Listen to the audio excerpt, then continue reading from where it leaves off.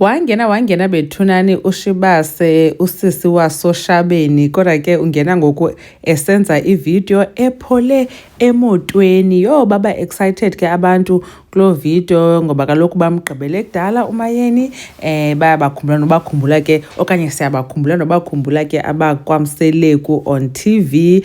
Now kule season intsha ke bethunani yezingane zesithembu useason 3 uMayeni khange ke simbone nangonwele kunani ba kuthiwa hayi uvele ngengalo.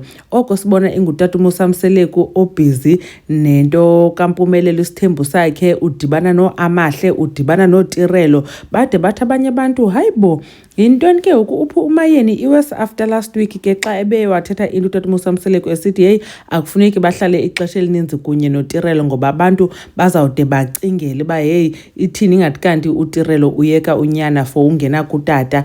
Bathi abantu kakade vele kutheni lento ungasinguyena banguMayeni umuntu othetha noTirelo. Manje ke ushwaqa ndingene kwivideo le kaMayeni isizise apha. Niyayazi ke bethunani xa ungumuntu ongusaziwayo uye ufumane i-brand deals uye uinvitwe kwi-events. So nanku ke uMayeni bethunani enibiza ubanize nani kule kuzabe kukho yena.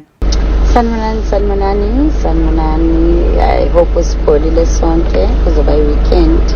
Qala inyanga siqala kahle inyanga abantu besifazane. Singakhohlwa nalo lolu suku besilindele le fashion show hosted by Akwakho Fashions ezobe ise-PMB 15 Mode Avenue eScottsville. Singakhohlwa ungaphuthelwa ukuyozibonela imisebenzi emihle eyenziwa Akwakho Fashions. So guys, kumani ngobuningi benu kusasa ngo-10 o'clock asihlanganeni khona. Kubekho ke noye wakhomenta wathi Ed Vuyokazi on the lineup speaker for young women in business and ithi kuthiwa mos empowering self-employed women through fashion.